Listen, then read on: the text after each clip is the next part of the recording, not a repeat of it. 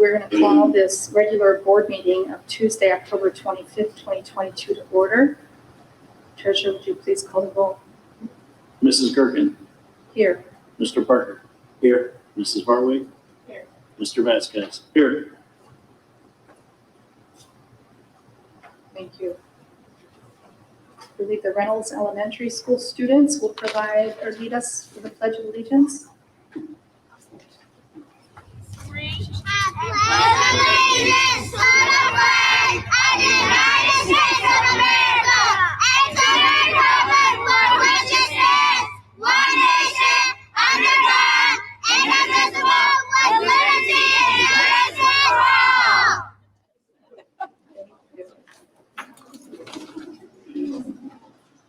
Dr. Durant, the vision and mission statement, please. TPS mission is to produce competitive college and career-ready graduates through a rigorous curriculum across all grade levels by implementing Ohio learning standards with fidelity. Our vision states and strive to be an A-rated school district whose graduates are college and career ready. Thank you. Thank you. Section 2, Dr. Durant, we have some presentations this evening. Yes, I would turn this over to Ms. Mather. Yes, thank you. Good evening. October has been Career Technology Month across the district. Toledo Public Schools currently offers more than 35 career technology-focused programs.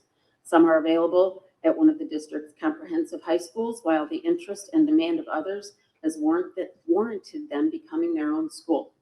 To make sure students, parents, guardians, and the community are aware of the diverse options that are available, TPS designated October as Career Tech Month.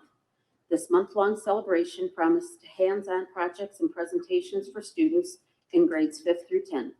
Tonight, we have Margaret Logwood and Jose Rosales from the district's Career Technology Department here to tell us more about the awareness efforts that were taking place throughout October and the plans for keeping this positive momentum building. Thank you. My name is Margaret Logwood, and I am a career tech education supervisor.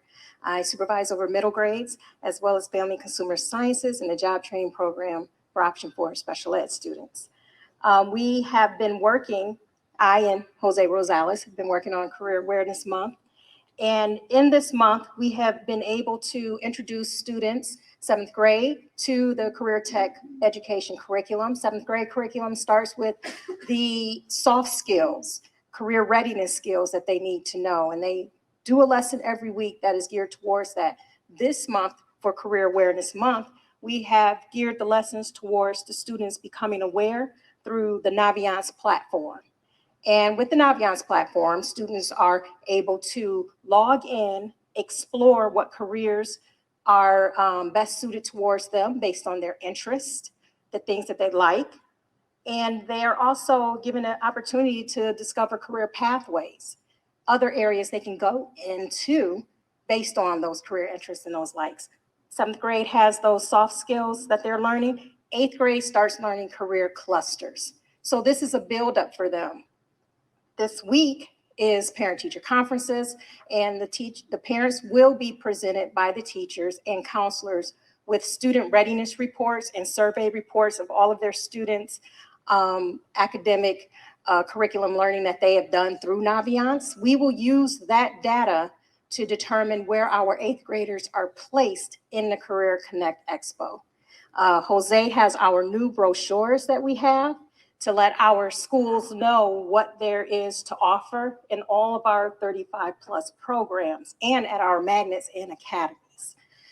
We have Career Tech Tuesday that we've been doing, and that consists of every Tuesday, we have current students as well as graduates showcased either through audio on the morning announcements or in video that's across the district of those students, current and former, speaking about what career tech has meant for them and what they've learned and the benefits that they've gained from being in our career tech program. This week, after our students' parents have seen their student readiness reports, the next following week, they will be doing career tech projects. Our 8th grade career tech project is geared towards the medical academy, where they'll be learning about the lungs. And we have a really nice presentation and video that'll go along with that that will be included in that curriculum that 7th and 8th graders will see, as well as some of our district social media video activity. So our 7th grade, they're doing a STEM penny boat challenge. And we are just excited to have our students be a part of the process, the project-based learning for Career Tech. This is a culmination of the expo, which is going to be at the end of November, November 30th and December 1st at the Glass City Center, formerly Seagate Center. We have a 6th grade night, and you can go to the next slides. These are our save the dates that we have, showcasing some of our programs. That's the Med Tech Save the Date. We also have a TTA Save the Date, if you want to go to the next one. And we have a auto Save the Date as well. I think this is the auto. So with that, I will turn it over to Jose Rosales, who has been working with us very closely on making sure the Career Connect Expo is a success. Thank you, Martini. So what we're trying to do during Career Tech Month is obviously create the awareness that which programs we have in the district, nearly the 40+ programs throughout our comprehensive high schools, and also the programs that exist in our magnet schools. So the reason we're doing 6th, 8th, 10th, and 12th grade, in theory, we won't miss every student. If we do an initial cohort of the 6th graders, by the time they're in their sophomore year, they should been able to already choose which program they're interested in. So when we discuss Naviance, by the time the students come down to the Glass City Center, they will be able to let us know which 3 programs they're interested in based on the Naviance career assessment. So if you have an 8th grader, they're not just coming to the Glass City Center to say, I want to go to this free-for-all field trip. No, they're going to have a cluster of 3, and we're going to strategically, intentionally send them to these 3 programs at the Glass City Center. So then they see what the Career Tech program looks like in our high schools, and they see what it looks like in the industry, whether it's in 5 years or 10 years from now, because for every Career Tech program that we have, our industry partners will be there, and they will show them what it looks like to be in the field, whether it's 10 years, 20 years from down the road from now. Again, November 30th and December 1st. And a lot of questions with times we get, well, what about 9th graders? Well, the 9th graders, in theory, would have taken this field trip last year. Unfortunately, it was shut down due to COVID, and we went virtual. So this is our first year back, because this is an initiative we brought to the district back in 2018. And so what we're doing is we're going to follow every 6th grader and 8th grader over the next 3 to 4 years to see if the Career Expo is going to strengthen their interest, if it has any impact on the interest at all, or it's just like a placebo effect. It doesn't matter. Again, as educators, we must use the data to show us what the students want. If you build it, they will come. So hopefully it will lead our efforts in bringing more career tech programs and more magnet schools to Toledo Public Schools. I think I covered everything. Are there any questions about Career Tech Month or the Expo? Yes, sir. Well, I don't know if you already considered this, but I don't know if you guys were trying to do a team base. Say we got 3 places the children will go, right? I'm saying like having 3 of them grouped up as teams, going to these various places to learn. I just think it'll make it better. You know, if it's single, I know they can do it. Sure. But it's motivation, that drive. You got 3 people hustling, trying to learn something. You know what I mean? Also, those other thoughts and minds. You know what I mean? No, absolutely. That's a great point. Because as much influence as we think we may have on our children, their peers have more influence on them than we do. So within the 8th grade curriculum on the career tech side, that teacher that's in the school with them every day is already teaching them this curriculum. So on the bus, on the way down to the Glass City Center, they're going to be grouped. So they're not going to be just by themselves, and hopefully they're grouped with like-minded individuals. Yeah. So that group of 3 will go to those 3 stations together. Yep.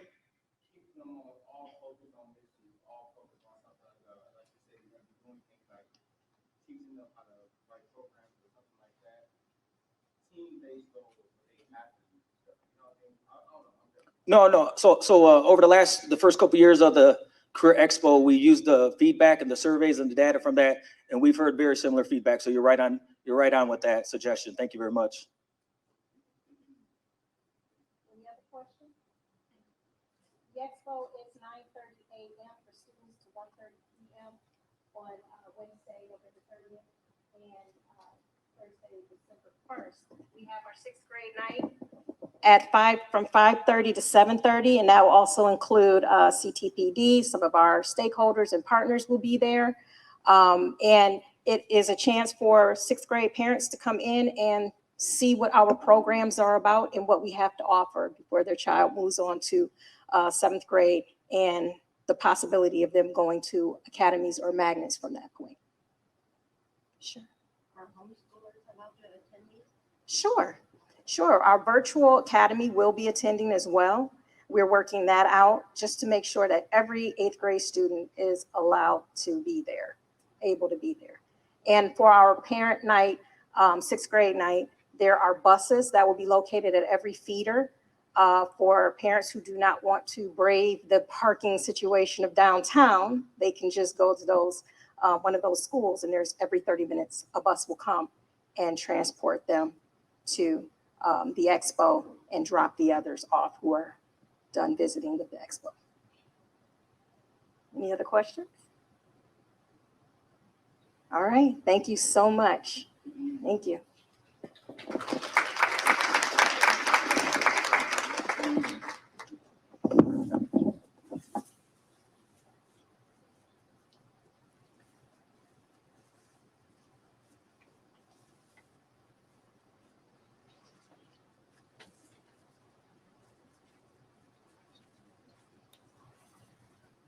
Okay, for the big moment.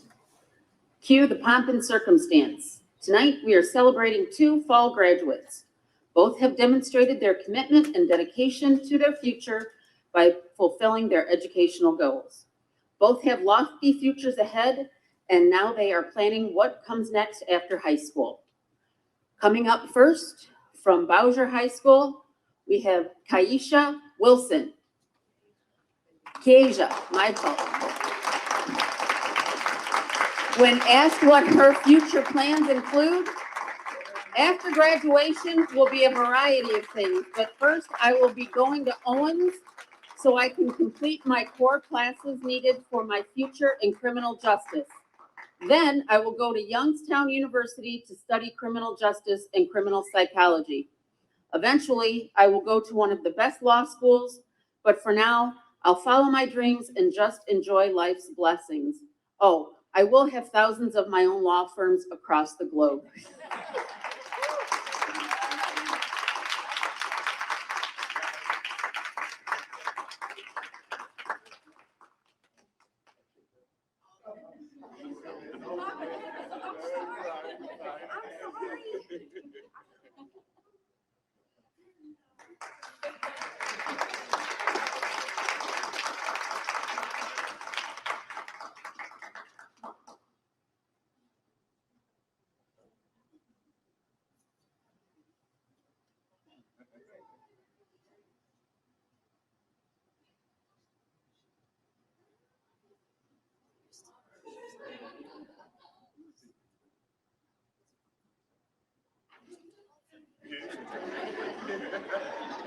Today's your day. You can shake everybody's hand in here. That's so good. Okay, again, let's cue up the pomp and circumstance. We have one more graduate to congratulate tonight. From Start High School, Jermaine Toller.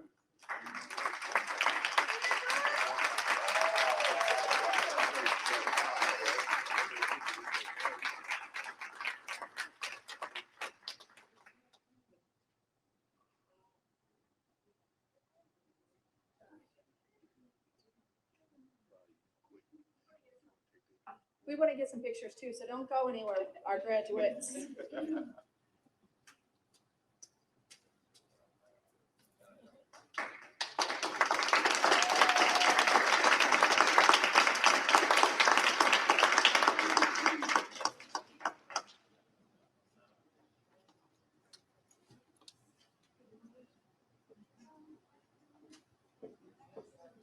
Okay, I know we have lots of family members and friends for both graduates, so we're going to go back to the back wall here and do some pictures.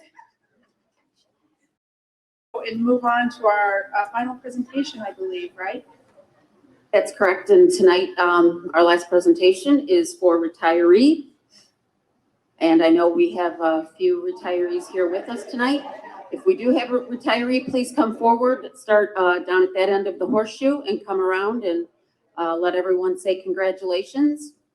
Carol B. Lanigan, she's a first grade teacher, retiring with 26 years and 5 months.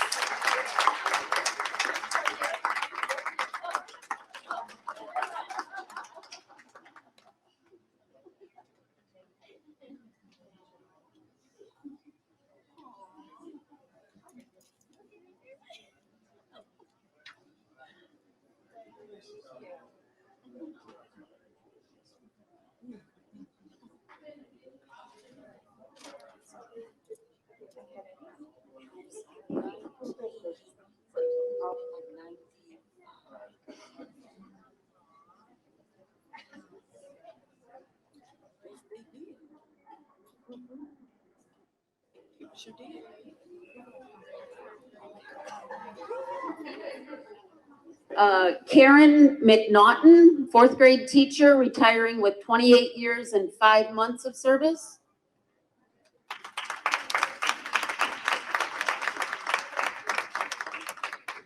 Judith A. Coloff, she is a physical education teacher, retiring with 31 years of service.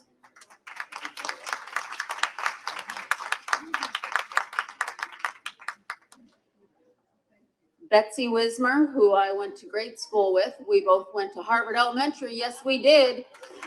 Grade 1 teacher, retiring with 34 years.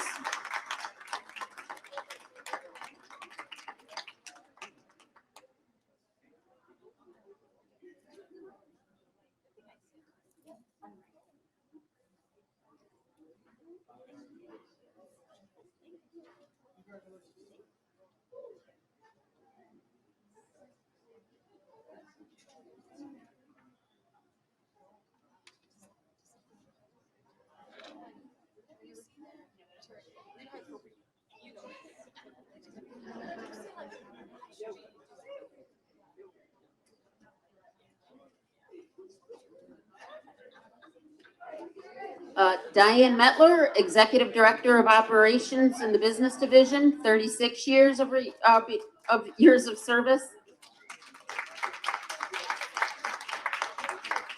And Sue Krieger, a paraprofessional with 43 years and 8 months of service.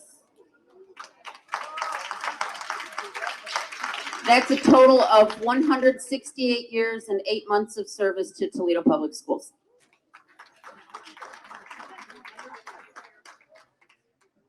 That is amazing. Thank you so much. So we are to the portion of our agenda that includes community comments. Treasurer, if you could inform us of the policy and the timing on this. The board values the input of citizens and community members regarding all aspects of the district. The board understands that the education is the center of all community issues and activities, and that input is important because it allows the board to hear all views on all matters. In order to ensure a quality public comment portion during board meetings, all citizens and community members who are scheduled to speak before the board shall abide by these general rules. 1, each speaker has 3 minutes unless modified by the board president. 2, the time will be displayed for the speaker and the public to see. The treasurer will announce when the time has expired. 3, any questions that speakers would like responses to should be submitted in writing, and the board president will secure answers within a reasonable time frame, normally 7 to 10 days, depending on the amount of research required to provide a comprehensive response and the time-sensitive nature of the question. 4, board members will not engage in policy dialogue with speakers, but will use their established committee format to have a substantive dialogue. The public comment section is the opportunity for the board to listen to all citizens and community members and make contact with speakers following the meeting for individual feedback and questions. The general guidelines are established as a way to provide the maximum opportunity for board members to listen to citizens and community members and provide an organized and structured procedure for feedback that will help our students and families. Thank you. The board recognizes Ms. Annie Aldafi. Hi, my name is Annie, and I'm the daughter of Dale Garrett.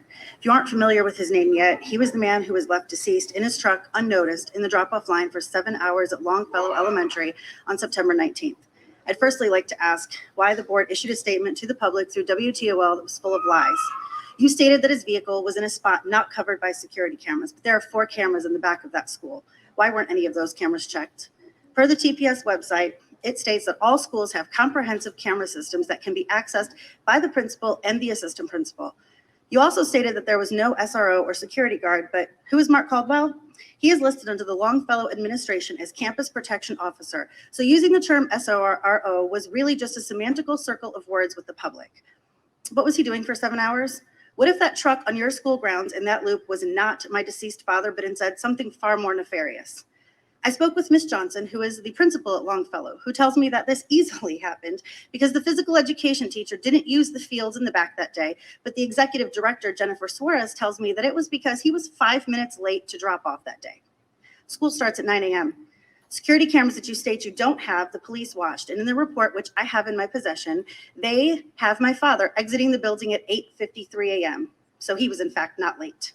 Dale's grandson had even mentioned to the recess staff that his grandfather's truck was still parked outside. Why didn't that raise anyone's awareness to check that vehicle? Ms. Suarez, in an attempt to deflect and dissuade me from my attendance here at today's board meeting, called me to discuss any questions that I might have to keep the meeting short and sweet, but only chose to hang up on me because her lies and anger had caught up with her in the conversation. Ms. Suarez stated that the CPO was too busy inside that day to monitor the campus grounds. However, after mentioning that the CPO's job description in fact does include monitoring the campus grounds, she disagrees. As a civil servant, which Ms. Suarez strongly stated she is not, she forgets that the job of the board is to support the families in their districts and not her own opinion. She tells me that she feels the security cameras that they have are absolutely appropriate, but I bet every Longfellow parent aware would probably disagree with that. Bob Vasquez says on the 27th board meeting that he is hypervigilant about safety, and Chris Varwig says that safety and security is a priority. But just yesterday, a kindergartner was found at Lasky and Jackman by the police because Longfellow allowed that student to somehow get out the front door unnoticed. Sounds like a hypervigilant safety priority now, doesn't it? Clearly, the statement that the TPS made about safety leaves a significant amount to be desired, and those fallible statements seem a little more like idiocy rather than hypervigilance. Ms. Johnson told me that my father's death was going to be a learning curve from the school, but clearly after yesterday, she's learned nothing. Because of that situation and the lies publicly from the TPS, I have been unable to even mourn appropriately as I have been hyper-focused and frustrated at how something like this can even happen at a time when schools are targeted by violence and attacks. Toledo Public School parents and children deserve better for their schools and from their board. Until I hear proposed ideas, changes for better safety, cameras working, safeguards put in place, plans of attack for heightened awareness, you will be graced with my presence at every board meeting in the future. I will see you next month.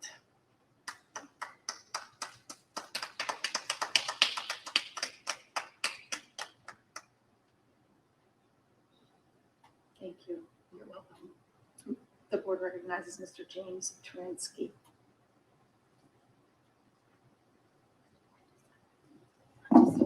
Thank you, Madam President. I come here tonight as an employee. I've asked 3 times, this is the 3rd time, to speak to the board. The first time I asked to speak to the board, I was informed that it is against board policy for employees to speak to the board. And then doing my research, I saw no such policy. I've had to argue First Amendment and Supreme Court cases, including a case decided by none other than Thurgood Marshall, to speak tonight. I'm quite concerned about how our administration chooses to interpret and enforce board policy.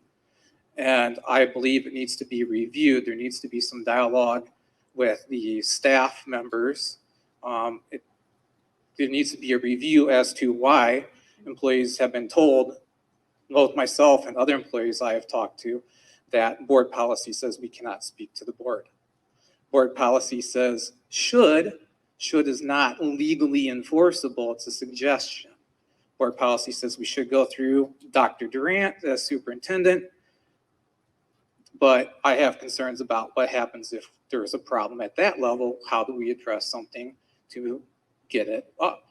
And all I ask is that the board take these matters into consideration and take it back to us as employees to make sure that we have those channels of dialogue with the board. Thank you very much. And also congratulations to our graduates and our retirees. Thank you.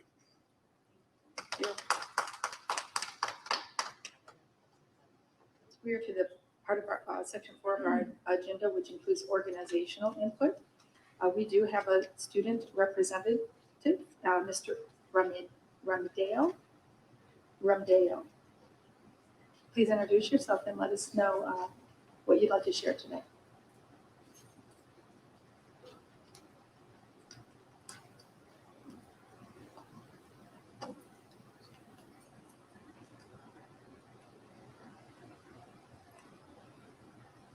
Good afternoon. My name is Abshar Ramdeo. I'm a senior at Woodward High School and I'm a SMARTS member. I've been a SMARTS member for 3 years now, and we have some projects we've been working on, such as we raise money for Ukraine and the Old News Boys. We were present at the freshman orientation, helping the teachers out with the kids. We serve Thanksgiving dinners, help students to get to know each other with Start with Hello Week. Recognize our staff and trusted adults in the building by giving a certificate. And the CPOs and people who kept us safe in the building. And one of our big projects this year is providing hygiene products for our students. And we wrote a grant to Toledo Public School Foundation. Hope we hear about you guys soon. Woodward has also volunteered to host a FACE committee meeting in our building. I'm happy to represent SMARTS today. Thank you. Thank you.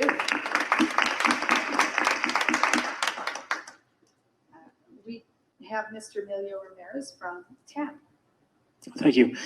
Hopefully you noticed I'm wearing an Old Newsboys shirt that he mentioned. We were, this morning, my wife, Dr. Ramirez, and myself went and presented to UAW's chair meeting this morning. And then we always do the kickoff for the fundraising event. They raise about $20,000 from the shop floors every year. So this is our start. I am going to come to you probably next month for the board members to help support the Old Newsboys, as you always do, and I appreciate that. So I thank you all, and for the students at Woodward and the other school buildings. Also want to mention about election is coming up, because this is the last board meeting before election in a couple of weeks, and I know early voting is going to be starting and people are doing their mail-in ballots. Just want to remind everybody to make sure that they get out and vote. Extremely important. And I don't want to tell you who to vote for, but if you want to know who to vote for, you can call me. I can share with you who you should vote for, but make sure you vote for people that support public education and workers' rights. Thank you. Thank you. Comments by the board. Mr. Vasquez. I just want to talk a little bit about that. We had a FACE committee and we had student voice there, smart students, and we were at ANSAT, and they brought up some very good issues. We had a very good discussion. They gave us a tour of the school and of the building. We found that very informative. I also want to say that fresh in my mind is that there was a event at the Escuela this afternoon. I was there and attended and enjoyed it very much. I have to tell you, it's great for board members to be with students. It was a trunk or treat, and there were cars in the parking lot, and all of these young people came through. And as part of it, they got candy, of course, but also Toledo Federation of Teachers had a book giveaway, and I was able to help give away books. To see the excitement on these young students' faces and to see how thankful they were to get these books was just fantastic. It really warms your heart to see that. So I was glad I was part of that. There was also a round table. Let me go back to the books. The books were in both Spanish and English. And some of the books, in the same book was both Spanish and English. And there were some students who only spoke and read Spanish, so they were very excited to get those books as well. There was also a roundtable, a Spanish roundtable, and I think it was the associate president or vice president of American Federation of Teachers was there. She was very energetic. I think she was very impressed with our school, with our leadership. Part of the roundtable, of course, was Dr. Durant, Kevin Dalton, and myself and principal and other staff, of course, were there. It was a great event. The person from American Federation of Teachers was Evelyn De Jesus. So she was very energetic, had a lot of energy. She was putting pressure on us to make sure that we support the school, we support teachers, we support principals, and everybody involved. It was a great day for me. I enjoyed it very much. So just wanted to point that out to all of you that they're doing good things over there, and the kids are just really excited. Madam President, yep. First and foremost, I just would like to congratulate the Career Tech leadership team and the programs that we have. We have come so far. Really excited about just the opportunities, the educational opportunities for our students. And when you talk about real school choice, that's where it's at. Public education certainly offers that, and then some. I love where we've come with Naviance, so far from where we, the previous program we utilized or didn't utilize. So I'm pretty happy with the Naviance program. I look forward to attending that event. I am absolutely looking forward to it. I'd like to congratulate the graduates. I know they're gone now, but that is some perseverance to keep at it. And, you know, they weren't able to walk with their class per se, but they certainly enjoyed tonight. And that is such a rewarding feeling to be able to get your degree. So I'm so proud of them. And then obviously congratulations to the retirees. Our employees, we value them each and every day, what they do. And the fact that they've gotten to this point where they're able to retire and enjoy their time after their job, after they're done. So congratulations to all of them. And then just Mr. Vasquez, thank you for attending today. I was not able to attend a Squela event today, but I sure saw my granddaughter this morning dressed as Pip the unicorn, or I don't know, whatever it was, whatever kind of animal that was. I think it was unicorn. And my daughter that is a pair there and dresses Little Red Riding Hood. So they had a great time, and I've heard all about her book already. So she will be reading that to me as well tonight when I get there. If I get there before bedtime, we'll see. And I think just as a reminder, when we talk about, Mr. Ramirez, you talked about voting. I am thrilled that TPS is really focusing on civics education and looking forward to what we're going to be presenting here in the next week or so. I think it's important that civics education is a priority for our students so they know how to vote, when to vote, where to vote, you name it. Whatever needs to happen in a very nonpartisan way. I think it's a priority for students to be able to have that opportunity to go ahead and do that. So look forward to that. And then we have the Ohio School Board Association conference coming up in November. So looking forward to that and receiving the gavel at that time. So that's all I have. Thank you. Madam President, good evening again. Congratulations to all the retirees and to the fall graduates. I agree with Mrs. Barwood. Their determination to succeed is absolutely amazing. And so we salute and celebrate them as well. I really just, in my few seconds of talking, want to follow up with the theme of Mr. Ramirez and Mrs. Barwood about the importance of voting in this season, how crucial and vital it is for the fight that is against public education.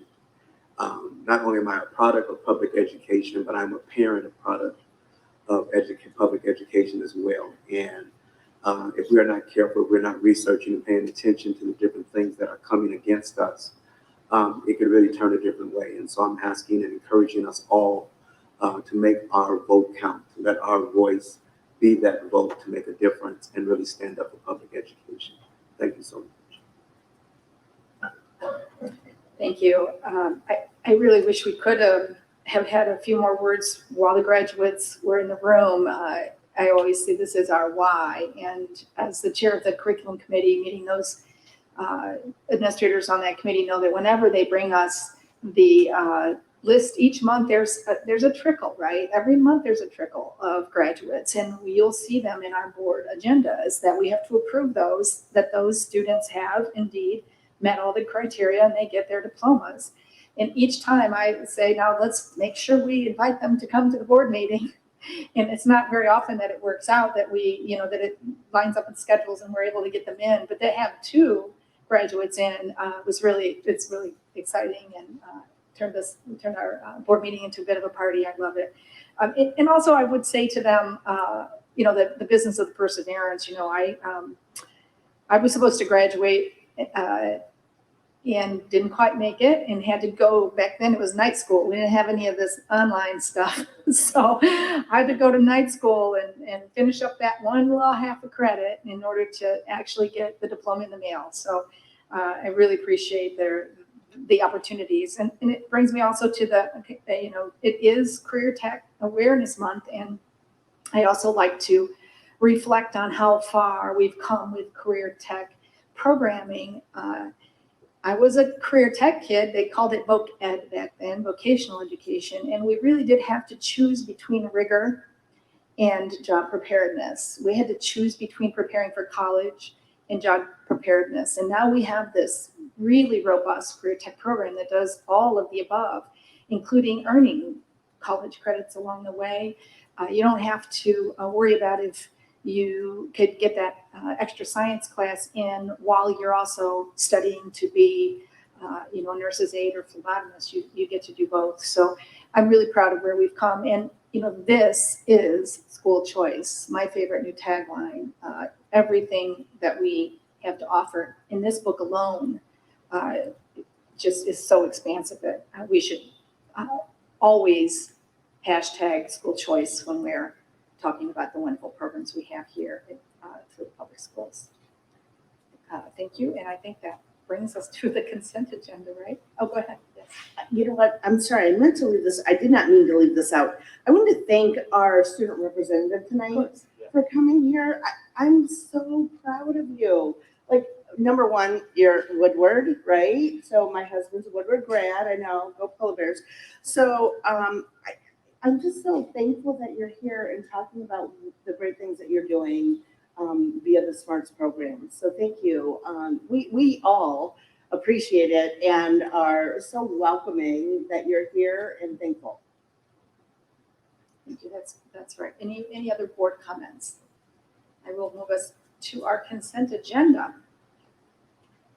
In the consent agenda is all of the items that we are bringing for board approval that we have worked on through our committees all through the month. So agenda items 6.01 through 6.36 are the consent agenda items. Board members may request to pull an item and move it to the discussion section of the agenda if necessary. Items 6.01 to 6.04 are the human resources, staff development and training committee action items. That is chaired by me and co-chaired by Mr. Randall Parker.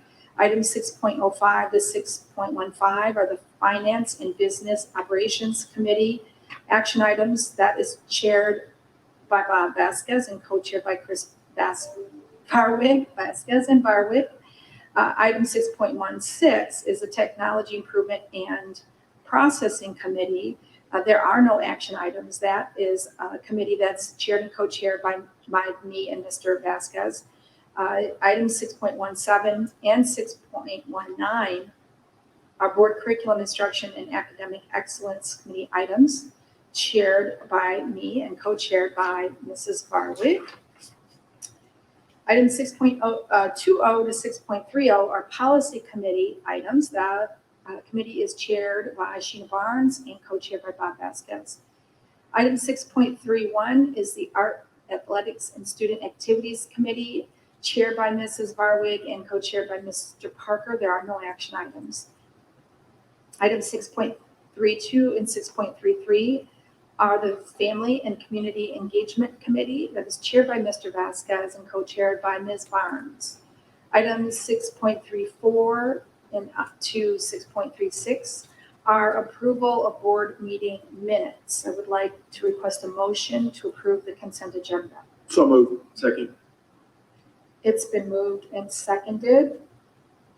Seeing no discussion, Treasurer, please call the roll.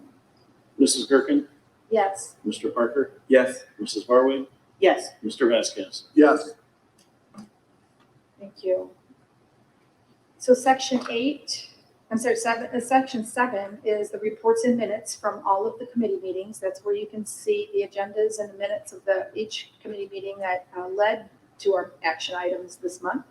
There is no action required for those. Section 8 is a discussion section, and we do have a couple of items that need action. But 8.01 is the non-certified section of our HR committee agenda. I would like to request a motion to approve the non-certified section. So moved. Second. It's been moved and seconded. Seeing no discussion, Treasurer, please call the roll. Mrs. Gerken, Yes. Mr. Parker, Yes. Mrs. Barwig, Abstain. Mr. Vasquez. Yes. Okay, and one more, 8.02 is the instructional section of our HR committee agenda, and I would like to request a motion to approve this instructional section. So moved. Second. It's been moved and seconded. Treasurer, please call the roll. Mrs. Gerken, Yes. Mr. Parker, Yes. Mrs. Barwig, Abstain. Mr. Vasquez. Yes. Okay, I think that gets us to section 8.03, the 5-year forecast, which means I'm turning that over to you, Mr. Specchualty, right? Waiting for it to pull up. There we go. So tonight we're going to go over the 5-year forecast. I've placed in front of you the detailed version. We're going to go over the highlights of the forecast tonight. And if you have any questions, just ask. So first off, the purpose of the forecast is to, there's 3 reasons, basically. The first one is for the board and the community to long-range plan with the finances. The second area where it's used is to certify our 412 certificates, which are required by law. And then the third option, or the third reason, is it provides the auditor state and the Department of Education a snapshot of our fiscal health. And the methodology that we use when developing the forecast, we look at the past or historical data and trends and other current information that we have at that time. So the first thing we're going to do is we're going to review the key assumptions for revenue, then we'll do expenditures, and then we'll go over the So in this forecast, we have 2 levy renewals. The first levy renewal is a 6.5 mil current operating or current expense levy, generates $14 million. We will be on the ballot for that one in November of 23. And that would be for a 5-year period of time. So it will be consistent with what we've done with it. The second renewal levy is a 5.8 mil combination levy. 4.3 mils or $9.7 million is for general operating, and then 1.5 mils or $3.41 million is for capital improvements. This is also a 5-year levy that would be on for renewal in the November 23 ballot. The next slide here, this is the property values for the district. The bottom portion is the residential and agriculture. The yellowish is commercial and industrial, and then the top, that's green, is the personal or public utilities personal property. What I want to point out on this slide, every 3 years you see a slight bump, except for when we go from 20 to 21. There's a greater bump there. So the way the state law works is we have a triennial update and a sexennial update. The triennial update is when the Ohio Department of Taxation looks at all the sales that occurred in the last 3 years, and then they adjust property values using that formula that they have. When you do the 6-year look back, they actually go and look at each property in the county at that time. You'll see that normally there's not a whole lot of fluctuation except for from 20 to 21. At that time, that is when the Department of Taxation reviewed the values and indicated to the county auditor that they needed to increase more or greater than what they typically would have just under a normal time. So where this comes into play, property values come into 2 places in our revenue. Obviously, one, it's what we use in our levies that generates our property tax, but it also helps calculate the local share within our state aid. And you'll see that here in a couple more slides. The second area here, this is the federal adjusted gross income by tax year. This is the second area that helps determine the local share when we're determining state aid. So the first 2 columns are actual from 2019 and 2020. 21 through 25 is projected. And those, it looks like it's a large increase, but it's a 10% increase from 20 to 21. We do not believe that is unrealistic with things that have happened in the past and the wages that people are now, or when you see these companies out there looking for employment, they're offering higher wages. This was developed with the consultation of other, not affiliates, but other districts and professionals that were reviewing it.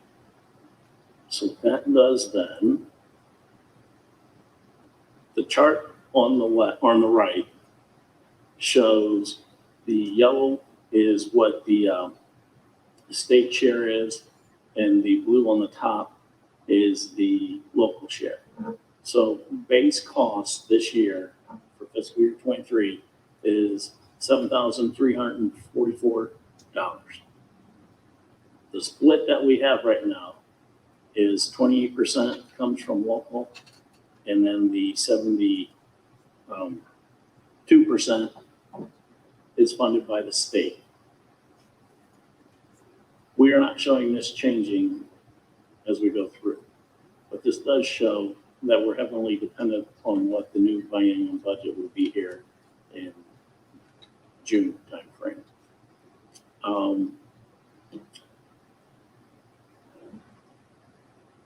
The $7,300 is not the total state aid that we receive. This is the state aid for the base cost. This does not include the add-ons for gifted special education, poverty, and English learners. Those all have their own separate calculations. This is the base cost that all districts use in the beginning. This here shows the enrollment and our projected enrollment. The 5 bars to the left that have 2 sets of bars, that is when we were funded where a child lived. The gray bars that go out, or the lower ones, are the ones that actually live in Toledo Public Schools, or attend Toledo Public Schools, I should say. So right now we have, for fiscal year 21, we had 65% of the market with 21,000 out of the 32,000. We are showing flat enrollment as we go out. these numbers, we do bring them back to the enrollment study that we had completed in April of 2019 from Cooperative Strategies. So we do bring these back to that document, but we do adjust them because they did not have code or any of those issues back then, so they have been adjusted. The next slide shows the state aid that we receive. The yellow bars at the top is what's restricted. Restricted state aid is your career tech funding, poverty funding. They have to be spent on special or on restricted uses, and then the unrestricted is below it. On the expenditure side, so if we look at the chart on the right, we have 55% and 20% of our expenses, or every dollar we spend, is on salary and benefits. And then we have the others. In purchase services is our next largest category. And then you see the remaining 4 at the top. The chart on the left is every dollar that we receive and then we spend, 93% is at a fixed expense, and 7% is discretionary.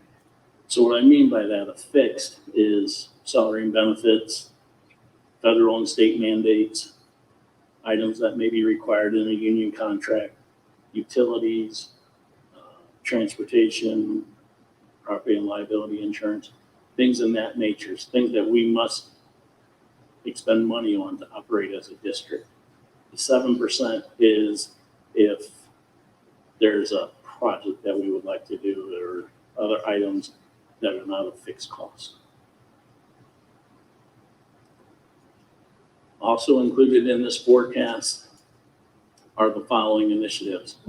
You have the security upgrade, which is cameras, the portable outdoor orchard, an alternative school, the renovations at the DeVilbiss cafeteria, phase 2 and 3 of the pre-medical school, advanced manufacturing, phase 2 of NSTC, the electric vehicle program at DeVilbiss, CDL program, educator program, the construction academy, and the STEM academy.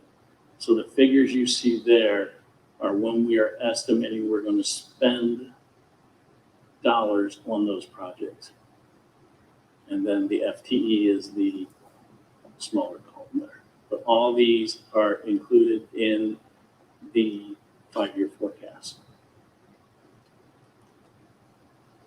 There's other key assumptions. Right now, we're looking at a new levy in the 8 to 10 mil range in November of 24. If we use 8 or 10 mils, it would generate roughly $20 to $26 million. When we presented this in May, the mills that we were referring to then was at 8 mils.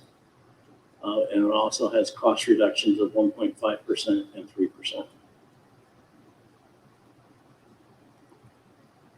So here's a summary forecast that shows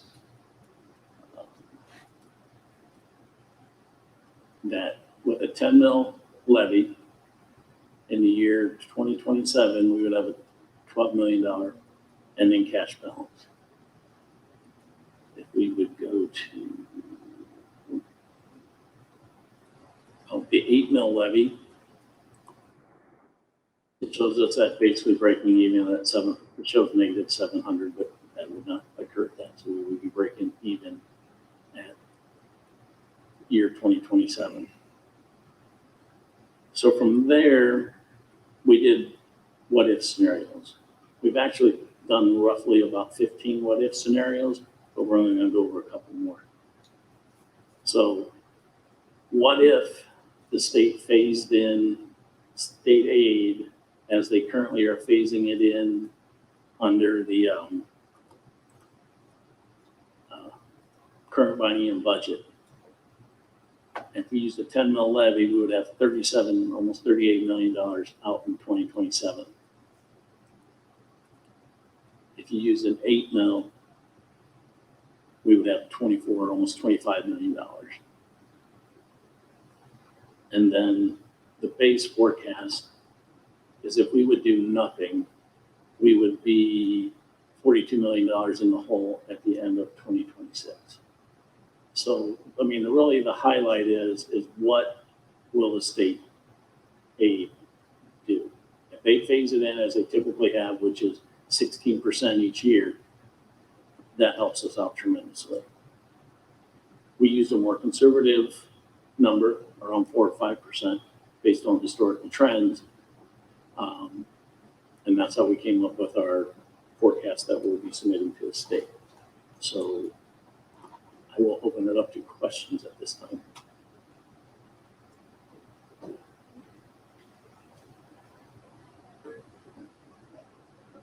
Members? Go ahead. Mr. Vasquez? Yeah, I don't have questions as much as I do some comments to make. First of all, Madam President and fellow board members, I think it's important to know, and I know you already know this, but to comment on, is that very few businesses are asked to do a 5-year forecast.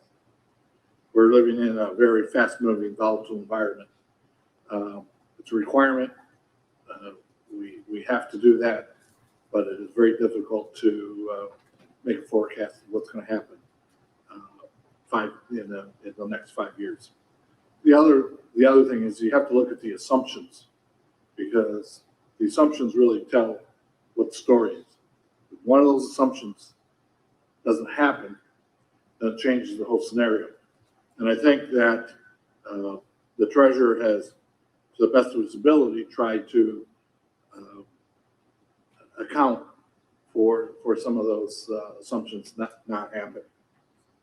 One of the things that's always bothered me about doing this 5-year forecast is we have to do it before the state budget. So we have no idea what the state is going to do.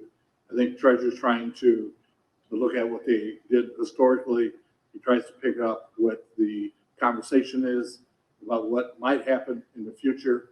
And I think it's a very, very difficult job, and I appreciate your work on that. The other thing that bothers me is that when we look at our budget, and it's different than a home budget, and many people say that the Toledo Public Schools should operate as a business. Now, businesses don't generally have penny in, penny out. Okay. The expectation of government agencies and the school board and the school district is penny in, penny out. Because if you have anything else, they say, well, you don't need levy money, you don't need state aid, you don't need this, you don't need that. So that's one of the things. And I think that it's critical for all of us to look at, and I don't have the page number because it wasn't on the slide, the what if slide. Really focus on what if, because that'll give you kind of a feeling. It doesn't give me a secure feeling. It gives me more of an insecure feeling about what if, because that kind of tells you the scenarios, best case, worst case scenario. And I think we need to focus on that. Depends on whether you're an optimist or you're a pessimist on how you read that, okay? And, you know, Mr. Sexschulte is smiling. I think probably my fellow board members are. I'm a pessimist, okay? Especially when it comes to money. I never look at money being in the bank. Sometimes it makes it difficult for all of you, for me being a pessimist, and I understand that. But we're trying to do the best that we can and trying to predict the future. I wish we could have more of an impact on our own destiny when it comes to finances, because we can't. One thing, we have to depend on the state budget. The other thing, we have to depend on the great local support that we have had, and it needs to continue. But we have to depend on other people in the community to pass our levies. So with that being said, you have to really be careful about how you read the 5-year forecast. This is what it is today. Any one thing could change, and that forecast will be completely different. Thank you, Madam President. Mrs. Barney. I don't know if I have a question, but I'm an optimist. I always look for the positive, right?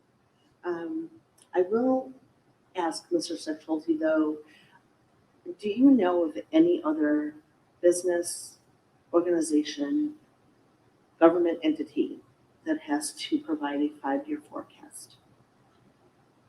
No, there are none. No, like counties, cities, villages, they do not. And to your point, there's actually 3 binding budgets and 1 5-year forecast. So we are very dependent on state aid, and that can change dramatically 3 different times within our forecast.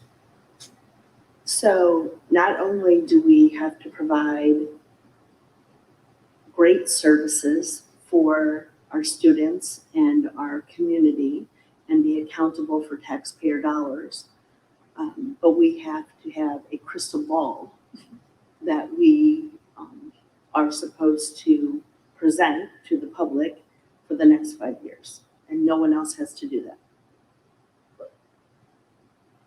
That's all. Thank you.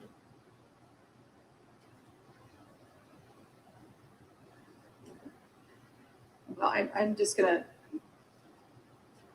also comment on how confusing it must be when we have to do a forecast, a 5-year forecast, based on 3 different biennium budgets, which is also at the whim of whatever the political winds are at any given time in terms of whether or not we'll have an opportunity to reduce the local burden on our to educate our students. And then we have to rely on, as Mr. Vasquez said, our own ability to convince our community that what they're investing as the local share is worth it, when all the while we know that the way schools are funded is unconstitutional in the first place, and we shouldn't be having such a local burden, such a burden to the local share of the taxes. So it is very confounding, yet you always come up with something that allows us to at least understand the what ifs. If this, then that. It looks like we've got a couple of renewal levies that will be making sure that the community is willing to reinvest in. And then, Dr. remind me the last time we asked for new money, what year that was? What was the last time we asked for new money? 2014. So it's been a good while, and we have been a very good stewards of the taxpayer. So from 2014 to 2024, we're looking at, that's a good run without asking for new money, and things have definitely cost more, and we're still at the whim of the state for their share. So I look forward to helping you convince the community to continue to invest in the future of TPS. I think I need a motion to approve. Do you have anything else? Go ahead, sir. So Mr. Vasquez pointed out how volatile the forecast is. And what I want to point out is that our fiscal year 23, which is the first year of the forecast, is what we're reporting at our finance committee on a monthly basis. So our reports tied to our forecast. So if something changes, we look into see why it changed, and then we can see how it will affect our forecast pretty much on a monthly basis. I mean, an example of that would have been back in March of 2020 when the pandemic hit and state aid was reduced for us $3.6 million at the end of a fiscal year. We were able to show that in the forecast what it was, but that did not give us any time to even look at reducing any of the expenditures that we would have at that point. But if something would come in the beginning of a fiscal year, we would be able to adjust our budgets to help adjust for that. But that's how all the reports tie together. Always updating it. Madam President, who would have ever thought that we would have to adjust and assume a pandemic? I mean, that goes to my point. If there are no further questions, we need a motion to approve the 5-year forecast. So moved. Second. It's been moved by Mrs. Barwick and seconded by Mr. Vasquez. Seeing no further discussion?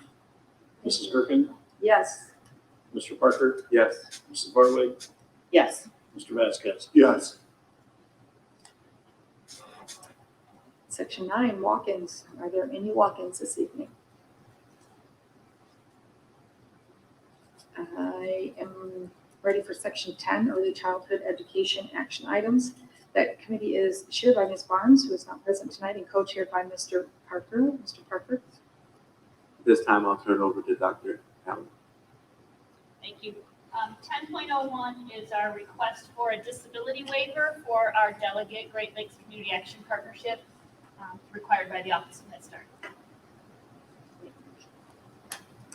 Would like to make a motion on the 10.01 GL CAP disability waiver request. Second. It's been moved and seconded. Seeing no discussion, please call the roll. Mrs. Gerken, Yes. Mr. Parker, Yes. Mrs. Barwick, Yes. Mr. Vasquez. Yes. Section 11 of the agenda consists of those early childhood education reports and minutes from this month's committee meetings and are provided for information and reference. No action is required. Section 12, are there any early childhood walk-ins? No. Okay, I think we are ready for superintendent comments.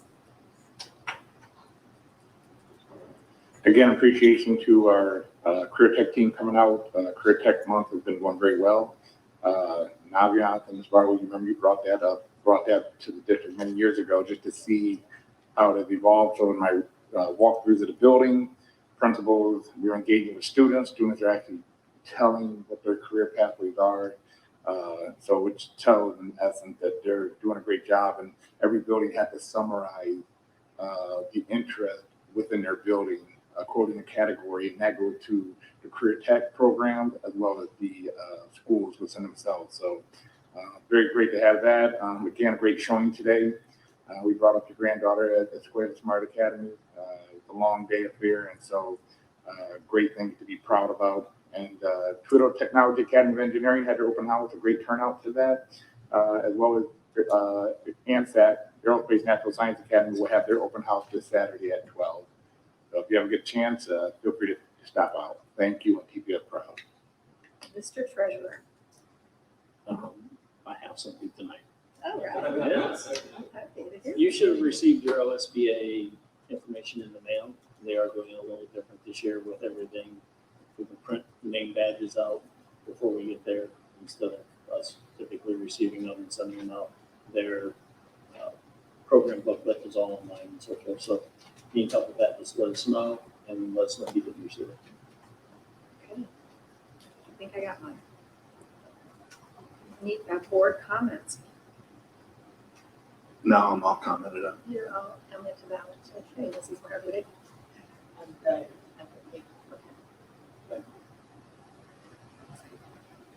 So I do want to say something about the OSBA conference. It's going to be the first conference where our own Mrs. Barbie will you be presiding, or will you be getting the gavel at that conference? I will be getting the gavel, and my my presidency starts January 1. Okay, so you officially get the gavel as taking over as president of the State School Board Association, which is very, very cool, and we're very proud of you. I just want to mention that the Vouchers for Ohio group will have a booth, and so if you have a chance to hang out at all there to talk to other districts about our investment in that activity. They're also doing an informational session, and there's a steering committee meeting that is open to all board members who whether they're already invested in the project or not. And so we'd like to see what those things. And I think that's it. Do you have something else, Mr. or Dr. D? I was going to say that we have 4 presentations for the WSBA around Career Tech. Our SMART students will be out representing in Columbus, our STEM and STEAM academies, as well as early childhood with Dr. Allen. So that's right. We'll send the date and time to you so you would have a good sense of when those are. Right. So TPS proud at the state coming to Columbus together. Very good. Thank you. I'm ready for a motion to adjourn. So moved. Second. Been moved and seconded. Seeing no discussion, please call the roll. Mrs. Gerken, Yes. Mr. Parker, Yes. Mrs. Barwig, Yes. and Mr. Vasquez. Yes. Thank you.